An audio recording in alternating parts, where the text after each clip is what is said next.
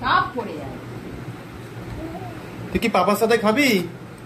পাপার থেকে আমি ফার্স্ট হয়ে যাবো খাওয়াতে। কি ফার্স্ট হয়ে যাবি? এটা ঠিক না। কোথাও বসে দেখো না।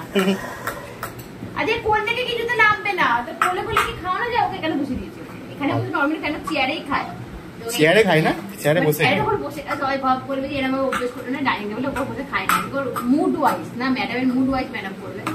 তো এখন লাঞ্চ হচ্ছে, আবার এবার আমার লাইভ আছে, ওকে তাড়াতাড়ির জন্য খাওয়াচ্ছি। তো তাড়াতাড়ি হয়ে যায়, ঘুম থেকে এই উঠলো, কি করবো? ওরকম ভাবেই চলে। ঠিক যা করে গেল। আজকে হচ্ছে মেনু হচ্ছে এই যে মেনু।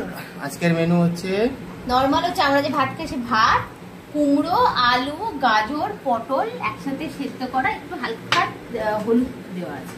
দারুণ। আর ডাল, মুসুর ডাল। তিথি এ সব তো ভাঙবি তুই। আমার আচার, এগুলো তো আচার করে রেখেছে, তোর জন্য ঘি করে রেখেছে। এই যে তোমরা বলেছিলে না ঘিটা কেমন হচ্ছে, যা ঘিটা শেষই হয়ে গেছে। একদিন দেখাও ভেতরে আছে এই যে ঘিটা। বড়ই অল্প আছে, এতই ভালো হয়েছিল যে পর করে উড়ে গেছে। বড় ওকেই খাওয়াই। ওই তো শেষ তাড়াতাড়ি করে শেষ হয়ে গেছে। রাখা আছে ওর হোমমেড ঘি। সুজি দিলে, হ্যাঁ সুজি ফুজি করলে সকালবেলা আমি একটুখানি ঘি দিয়ে প্রথমে একটু মাঝে মাঝে ফ্রাই করে নিয়ে করি। একদিন রেসিপিটা দেখো। চলো চলো খেয়ে নাও, খেয়ে নাও, খেয়ে নাও দাদি, খেয়ে নাও দাদি, খেয়ে নাও।